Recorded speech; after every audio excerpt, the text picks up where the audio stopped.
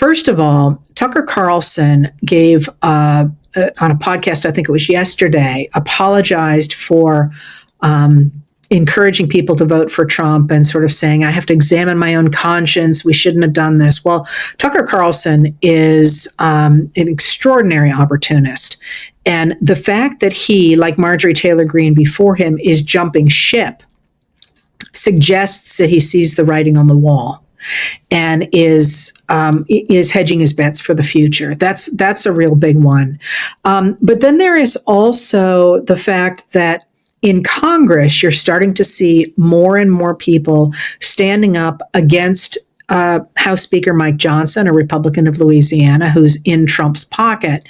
And pretty dramatically last Thursday, he lost on two major votes. And by major, I mean you probably didn't even read about it, but they mattered because one was about immigration and one was about surveillance. So they were this. When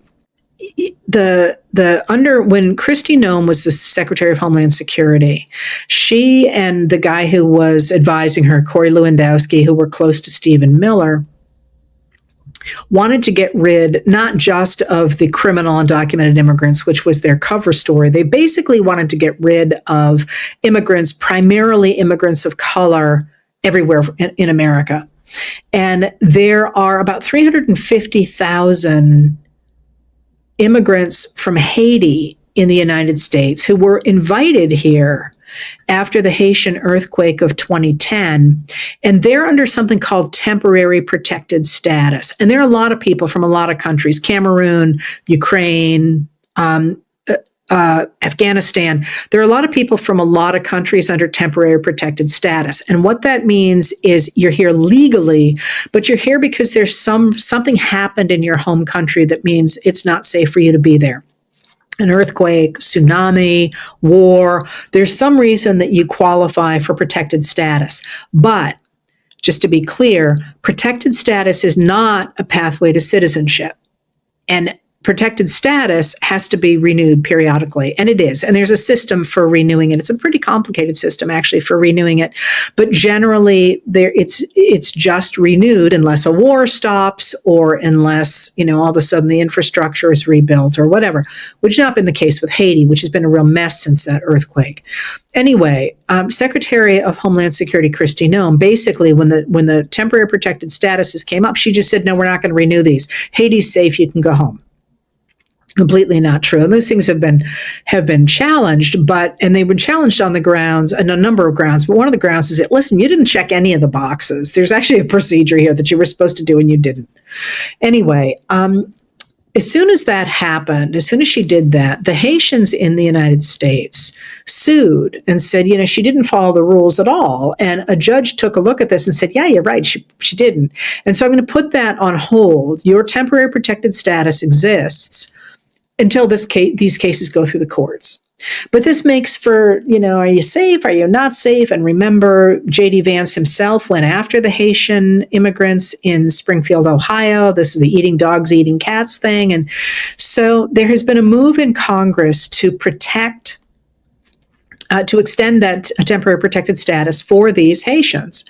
And it was spearheaded by Representative Presley of Massachusetts. She's a Democrat. And Mike Johnson, Speaker of the House, close to Trump, said, you can talk about it all you want. We're not going to do it. I'm not going to bring it to the floor. Have fun. Discharge petitions used to be really, really, really rare. So a discharge petition is when there's a fight and members of Congress want something to be voted on and the Speaker of the House says ain't going to happen. A majority of Congress can say, oh yeah, it is going to happen. But they're really rare because that means that the majority in Congress has to side with the minority to overrule their own speaker. So I think it happened like 7 times in 25 or 30 years. And now it's happened 7 times in 2 years because it keeps happening to Johnson because he's not listening to the members of Congress at all. He's just listening to Trump. Anyway, Republicans signed on to this extension of the temporary protected status for Haitians. And not only did they sign on to the discharge petition, when it came to a vote, More of them signed on to it. I think ultimately it was 20 Republicans who said, yeah, we want to extend temporary protected status for these Haitians. And why is that significant? Because it'll go to the Senate, probably won't pass the Senate. Even if it does pass the Senate, Trump's never going to sign it. It's significant because 20 Republicans pushed back on immigration and said, you guys have gone too far. You got to stop this. And so he lost that on last Thursday. But then there was another thing as well that you'll hear a lot more about from me, because it's a really interesting issue. And that's the Foreign Intelligence Surveillance Act, or FISA, if you've seen that, FISA, needed to be renewed as of April 20th, which was yesterday. And there's a problem with FISA. There's a number of problems with FISA, but there's a real mood building in the United States over surveillance and what's happening with surveillance by our government, for sure. And that's part of what Doge was doing, and it's what Palantir does and so on, but also like what companies are doing, and the relationship between us and our government and business, and how much should they really know about us. I went to do something today actually on an app that I hadn't used in a while, and it said, we can't find what you're looking for. You need to give us access to, and I read the fine print, to my emails. They wanted to be able to look at all of my emails. And this was an app it was just related to travel. And I thought, I'm sorry, I missed the news flash. Did hell freeze over? And in fact, I didn't have to do that. But the way once I made it go away, I didn't need it at all. But the idea that I would give a company access to all of my emails is just bonkers, right? Anyway, there's this conversation going on about how much access the government should have to us, because we have in the Constitution something known as the Fourth Amendment. And the Fourth Amendment protects Americans from unreasonable searches and seizures. And that the government courts have interpreted to mean, for example, that the government cannot intrude on your home, for example, without getting a judicial warrant. So a police officer couldn't go to a judge and say, hey, I think she's, making something illegal in her house, and I have some evidence of that, and I want to go look. A judge has to sign off on that. And that's actually not very hard to get. But you can't just say, I think it's in there, I'm going for it. So the Trump administration has ignored that for ICE raids and for federal agents' raids into people's homes. And there's a huge outcry over that. I'm one of those people making that outcry. Because again, this is very settled law that you must have a judicial warrant. You can do it, but you got to ask a judge. You can't just say, me and my buddies think you got something in there. You have a person in there or whatever. So that's already on the table. But this Section 702 of FISA is really interesting because it has to do with electronic communications, or phone calls. So the United States cannot spy on American citizens without a judicial warrant, but it can spy on foreigners. And so under FISA, they can collect information from foreigners. But what happens when a foreigner is talking to somebody in the United States? United States citizens get picked up as well. And then once they're in the system, it is possible for someone to say, hey, is so-and-so in your system? I would like to see that. And so they would be able to get that information without actually getting a judicial warrant. Anyway, Johnson tried to get that through, an extension of that through, and I forget for how many years. I think it was 5 years. And what's interesting about that is that there was a coalition in the House who said no. 4 Democrats sided with Trump, but more Republicans sided against him. So you had a coalition of Republicans and Democrats who said no. We gotta protect the Fourth Amendment. You gotta stop this. So then he tried to get that through in the middle of the night, and everybody's running back to the House to say, no, we're going to vote on this. And then he said, okay, we'll only renew it for 18 months. At that point, even Republicans said to him, we're not even going to let you bring that to the floor. So he could only extend it for 10 days, I think it was. It might have been 2 weeks, but I think it was 10 days. And what that says is a couple of things. First of all, that Trump is no longer able just to order all the Republicans to do what he wants. They're starting to crack. But I was really interested in that vote because, for months I've been saying that what we're going to see coming out of this time is a lot of new alignments because they're new issues. Like this issue of electronic communications is not one that kept, Ronald Reagan up at night because we didn't have them back then. And so we're starting to see some cracks going forward. And so that's another thing that's interesting right now. And let me leave you then with some of the ways in which I think you're seeing real realignments and real forward-looking stuff, with Trump sort of collapsing this vagueness here in Congress over the future. But now you're really starting to see Democrats articulating what they want for the future and pushing back against Trump. And you're seeing it partly because you have 650 million Democrats running for president, and I'm exaggerating by about 2 people. They're all running. Everyone's like, who do you think is going to run? All of them, sorry, but that's just the way it is at this stage of the game. And that's a good thing. We want to have all their ideas. And it's interesting because if you watch really closely, you can see different ones picking out their specialties. Now, that's not going to be the way it's going to end up. Obviously, what you're going to end up with is a crackerjack cabinet, because a lot of those people are going to end up in a cabinet, and 1 or 2 people rising to the top. And I don't know who that's going to be. And that's sort of the fun of where we are right now, is you're seeing, think of Lincoln and Team of Rivals, right? Going into the 1860 nominating committee in Chicago, and the fact it was in Chicago was a really big deal because that gave Lincoln a leg up.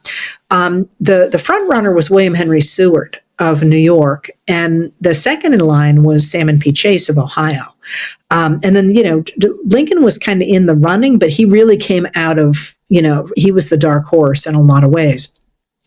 By far the best choice, by the way. But then he took all those other people and he brought their coalitions and he brought their ideas into his cabinet. And we're going to see something very similar in 2028. But as you're watching these people, you're watching them really start to articulate complaints about the extraordinary corruption of this administration.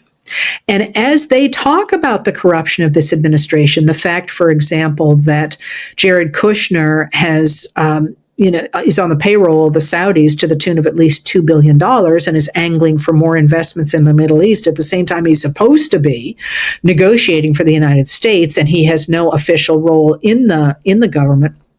You're starting to see that. But as you see that, you're also starting to see newspapers, mainstream newspapers, pick up those stories. Now, the indies, the independent newspapers, have been going at this for a long time, which is one of the reasons that the lawmakers are starting to speak up about it. But you're starting to see the water, the political water in which we swim, changing. And you're starting to see, again, more pushback, more really standing up to Trump and his people, and more articulation of what's wrong with this administration, but also articulation about what we want going forward. So I know Senator John Ossoff of Georgia was very much in the news over the weekend about corruption, but then you had Illinois Governor J.B. Pritzker talking about, hey, where's our tariff money? The minute that the Supreme Court said that Trump's tariffs were unconstitutional, within like hours, he literally sent a bill to the White House and said, this is how much money you owe the people of Illinois, pony up, dude. And he hasn't let it go. So you're seeing that, them sort of pressuring. But then you also have people talking about investing again in science. And who was it today? I'm going to go with Andy Beshear, the governor of Kentucky, but don't quote me on that one. Talking about education and making education important again. And you're starting to see people envisioning a future. And that, I think, and then you had former President Barack Obama and New York Governor Zoran Mamdani opening preschools yesterday. Yesterday it was, or I think it was, or the day before. It's very cute. But then you're also seeing, both in Illinois and in Massachusetts, I think, and probably other places, sorry, doing it off the top of my head in an inventory here, looking at new ways to increase housing, probably also in New York as well. So you're seeing more and more envisioning of what a future could look like. And as I say, I think this is why everyone's exhausted, is because it just keeps coming at you all the time. And it's going to continue to do that as Trump deteriorates, because the more he deteriorates, the more crazy stories there'll be, but also the more people will be undercutting him. When you see stories about the White House, remember, those are people leaking. And you're also going to see more Democrats and Republicans stepping forward and saying, there's more room for me here than there was before. So going into this summer, I told you these were going to be the crazy months. The springtime was going to be bonkers. And, I think I gave you a date of, we're going to have some big answers by May. And, I don't know, I predict the past, not the future, but we certainly seem to be on track to know a lot more about the future of America in the months to come than we did back in February, before Trump went to war with Iran. So once again, I'm going to urge you to keep your voices heard. And as you are seeing politicians get involved in things that matter to you. And at this point, you can find anything. There's organizations working on electronics in schools, other people talking about gun safety regulation, other people talking about healthcare rights, people talking about education, people talking about the environment. I mean, we got it all. Speak up. This now is the building time. And the work of building is going to take a really long time. But now is the time when we envision what our future can look like. Think, I've talked a lot about what happened after the great crash of 1929, when Hoover clearly was not up to the task of repairing the American economy and the nation itself. People articulated what they wanted, so that when FDR came in 33, he's elected 32, he takes office in March of 33, he hit the ground running. And we're in that envisioning period now. So don't sit this one out. Now is the fun time to say, hey, that's a really cool idea. I never thought about that. I want to know more about that. And that is, that's kind of the where we are now. Now, I don't want to give you the impression that things are going to be easy from now on. I don't know about you. As I told you, I'm exhausted, and I don't mean sleepy exhausted. I just mean it's been coming at us now for close to a decade. But and Trump is very much still president, most powerful man in the world, erratic as can be. We don't know what's going to happen next. The world is changing around us because we reelected Trump. Other countries are cutting us out of trade. They're cutting us out of defense organizations. They're really reorganizing the world without us at this moment. We're going to have to deal with that going forward. Lots of stuff is going to be really bad, but there is spring in the air. And I don't mean that just in terms of the weather. So make sure you enjoy it and you get out there and be part of, the world that is re-envisioning what our future can look like.